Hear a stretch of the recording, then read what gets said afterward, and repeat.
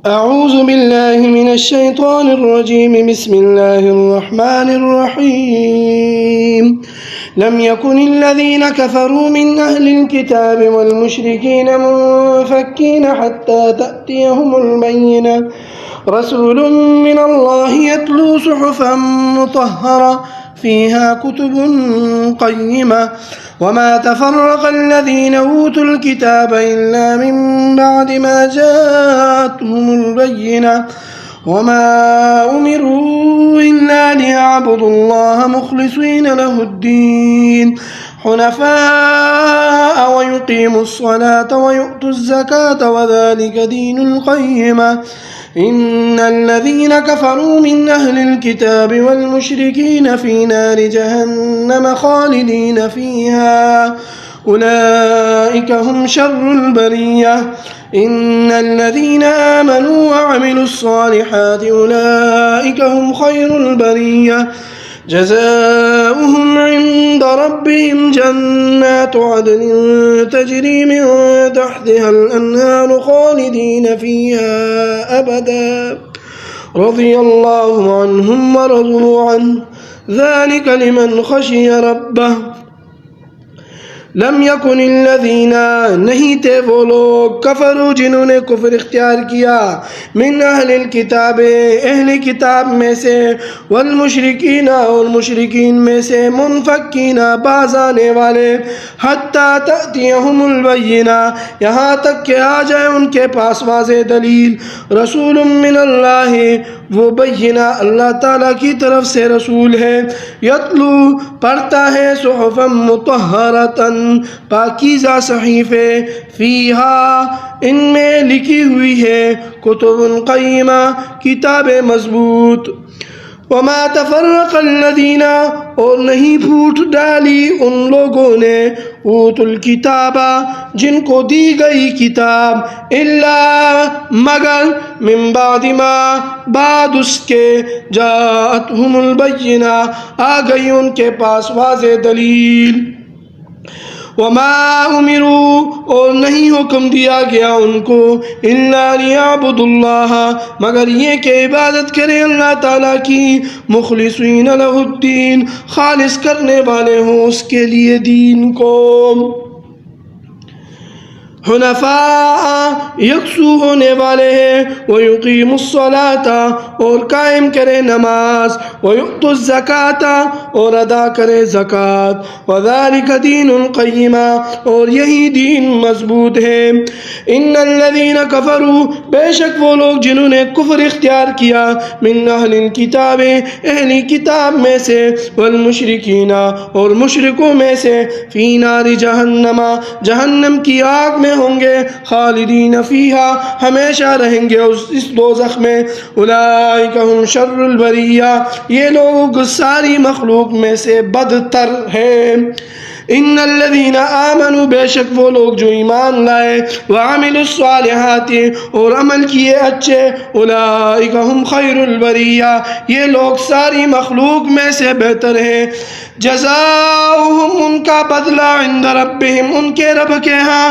جنات عدن رہنے کے باغات ہیں تجری من تحتها الانہار جاری ہیں ان کے نیچے نہریں خالدین فیہا رہیں گے ان میں ابداً ہمیشہ ہمیشہ رضی اللہ عنہم راضی ہو چکا اللہ تعالیٰ ان سے ورضوا عنہ اور وہ راضی ہو چکے اللہ تعالیٰ سے ذالک لمن خشی ربہ یہ اس شخص کے لیے ہے جو ڈرتا ہے اپنے رب سے اس سورت کا نام ہے سورۃ البینہ یہ سورت مکہ مکرمہ میں نازل ہوئی نزول کے اعتبار سے اس کا 100واں نمبر ہے اس سے پہلے 99 صورتیں نازل ہو چکی تھی اس کا 1 رکوع اور 8 آیتیں ہیں اللہ تبارک و تعالی اس صورت میں ایک سخت شکل کو بیان فرما رہے ہیں سمجھانے کے لیے میں عرض کرتا ہوں جسمانی بیماریوں میں بعض بیماریاں ایسی ہوتی ہے کہ بیمار خود سمجھتا ہے کہ میں بیمار ہوں مجھے تکلیف ہے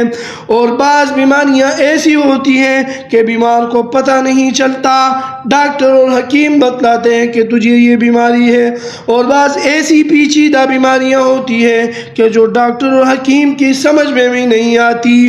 پھر یہ بھی ہے کہ معمولی بیماری کے لیے معمولی دوا کافی کر جاتی ہے، اور پیچیدہ بیماری کا نہ تو معمولی دوا سے آرام آتا ہے اور نہ معمولی ڈاکٹر کام آتا ہے۔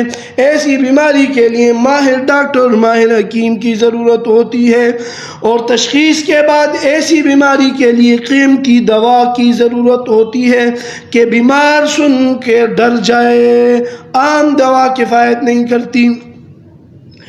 اس طرح سمجھو کہ آن حضرت صلی اللہ علیہ وسلم جب تشریف لائے ہیں، اس وقت مشرکین عرب کی جو اپنے آپ کو ابراہیمی کہلواتے تھے، اور اہلی کتاب یہود و نصارہ میں کفر و شرک کی بیماریاں، بدعات اور رسومات کی بیماریاں ان میں یوں جڑ چکی تھی، یعنی جڑ پکڑ چکی تھی کہ وہ ان کو بیماریاں ہی نہیں سمجھتے تھے۔ معمولی حکیم اور معمولی ڈاکٹر ان کے لیے کافی نہیں تھا، اور نہ ہی معمولی نسخہ سے ان کو آرام آ سکتا تھا۔ یہ بیماریاں ان کے رگ رگ میں رچی ہوئی تھی، جنہوں نے ان کے جسموں کو کھوکھلا کر دیا تھا۔ وہ اس وقت تک ٹھیک نہیں ہو سکتے تھے جب تک قابل ترین حکیم اور ڈاکٹر کی بیماریوں کی تشخیص کر کے ان کو قیمتی دوائیاں نہ کھلاتا۔ اللہ تبارک و تعالیٰ نے جتنے روحانی ڈاکٹر اور حکیم بھیجے ہیں، ان تمام روحانی معالجوں میں سب سے بڑے ماہر معالج اور حکیم حضرت محمد الرسول اللہ صلی اللہ علیہ وسلم ہیں۔ ان کے علاج کے لیے اللہ تعالیٰ نے آپ صلی اللہ علیہ وسلم کو بھیجا، اور روحانی علاج کے لیے جتنی دوائیاں ہیں، ان تمام دواؤں میں سب سے اعلیٰ دوا، سب سے بڑی دوا قرآن کریم ہے، جو اس وقت ہمارے سامنے ہے۔ وَشِفَاءٌ لِمَا فِي الصُّدُورِ، اور شفا ہے اس کے لیے جو سینوں میں روگ ہے۔ باطنی بیماریوں کا واحد علاج قرآن پاک ہے، اور ظاہری بیماریوں کے لیے بھی شفا ہے، یہ شرط ہے کہ یقین کامل ہو۔ مگر آج ایک تو ہمارا یقین کمزور ہے، خوراک ہماری حلال کی نہیں ہے، زبانی ہمارے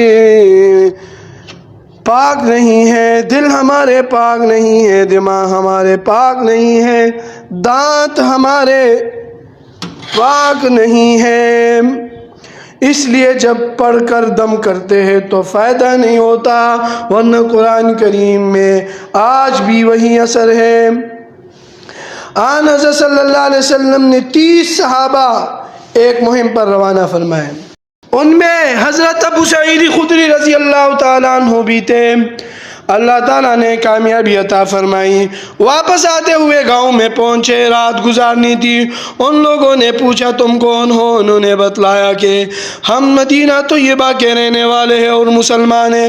کہنے لگے اچھا تم ہمارے گاؤں کو ناپاک کرنے آئے ہو، ہم تمہیں نہیں رہنے دیں گے۔ انہوں نے قصبے میں رہنے نہیں دیا۔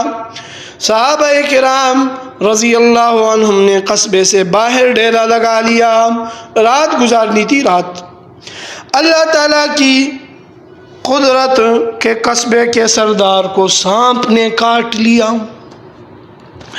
وہاں جتنے معالج تھے ان کو بلایا مگر فائدہ نہ ہوا۔ مجبور انہوں نے کہا کہ جن لوگوں کو ہم نے رات یہاں رہنے نہیں دیا تھا ان کے پاس جاؤ، شاید ان میں کوئی دم والا ہو۔ ان کے پاس آ کر انہوں نے کہا فَهَلْ فِيكُم مِّن رَاقٍ، کیا تم میں کوئی دم کرنے والا ہے؟ حضرت ابو سعید خدری رضی اللہ عنہ نے فرمایا کہ ہاں، لیکن میں 30 بکریاں معاوضہ لوں گا، کیونکہ 30 آدمی تھے، خیال ہوا کہ ایک ایک تو مل جائے۔ بخاری شریف کی روایت ہے 30 بکریاں طے ہوئی۔ انہوں نے جا کر سورہ فاتحہ پر دم کیا تو وہ ایسے ہو گیا جیسے اس کو تکلیف تھی ہی نہیں۔ 30 موٹی موٹی بکریاں ان سے لے لی۔ بعض ساتھیوں نے کہا کہ یہیں تقسیم کر لو، دوسروں نے کہا نہیں، آن حضرت صلی اللہ علیہ وسلم کے پاس پہنچ کر دریافت کریں گے کہ یہ ہمارے لیے جائز بھی ہے یا نہیں۔ چنانچہ مدینہ طیبہ پہنچ کر آپ صلی اللہ علیہ وسلم کے سامنے واقعہ بیان کیا۔ آپ صلی اللہ علیہ وسلم نے فرمایا بالکل ٹھیک ہے۔ مسئلہ: دم اور تعویذ پر اجرت لینا بالاتفاق جائز ہے، چاہے جتنی مرضی کوئی لے۔ ہاں، ہمارے اکابر نے ہمیں 2 سبق دیے ہیں۔ ایک یہ کہ امیر کے گھر نہیں جانا، فقیر کا دروازہ بہتر ہے۔ دوسرا یہ کہ کسی سے مانگنا نہیں، نہ اشارہ نہ کنایا، اپنی خوشی سے کوئی دے دے تو لے لو۔ الحمدللہ ہم نے اپنے بزرگوں کی نصیحت پر عمل کیا ہے۔ جب حضرت صلی اللہ علیہ وسلم کے سامنے واقعہ پیش کیا گیا تو آپ صلی اللہ علیہ وسلم نے فرمایا میرا حصہ بھی نکالو۔ اس میں لالچ و طمع نہیں تھا، صرف ان کا ذہن صاف کرنا تھا کہ اگر اس میں ذرا بھی خرابی ہوتی تو آپ صلی اللہ علیہ وسلم کبھی نہ لیتے، کیونکہ پیغمبروں کو اللہ تعالیٰ کا حکم ہے یا ایھا الرسل کلوا من طیبات واعملوا صالحا، اے رسولو کھاؤ پاکیزہ چیزوں سے اور عمل کرو نیک۔ تو خیر قرآن کریم ظاہر بیماریوں کے لیے بھی شفا ہے۔ اللہ تعالیٰ فرماتے ہیں لم یکن الذین کفروا، نہیں تھے وہ لوگ جنہوں نے کفر اختیار کیا، من اہل الکتاب، یہودیوں اور عیسائیوں میں، والمشرکین اور مشرکوں میں سے، قریش عرب جو اپنے آپ کو موحد سمجھتے تھے مگر تھے مشرک، نہیں تھے یہ سارے منفکین، باز آنے والے، اپنی برائیوں سے جدا ہونے والے، حتی تأتیہم البینہ، یہاں تک کہ آئے ان کے پاس واضح دلیل۔ وہ بینہ کیا ہے؟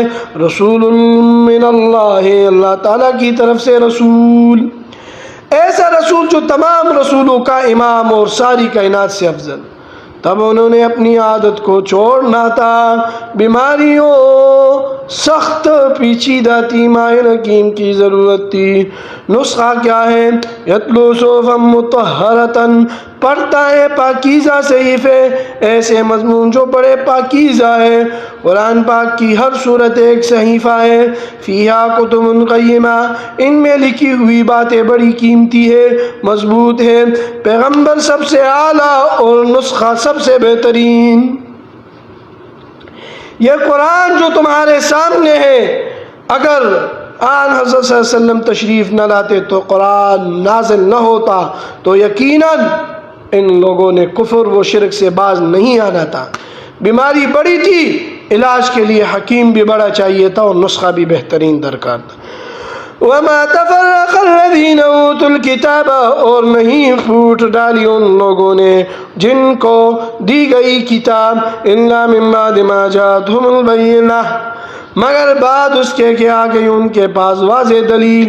رسول اللہ آ گیا، محض اپنی نفسانی خواہشات کی وجہ سے تفرقہ ڈالا۔ آخری پیغمبر کے آ جانے کے بعد یہ پیغمبر ان کو وہی سبق دیتا ہے جو پہلی کتابوں میں موجود تھا۔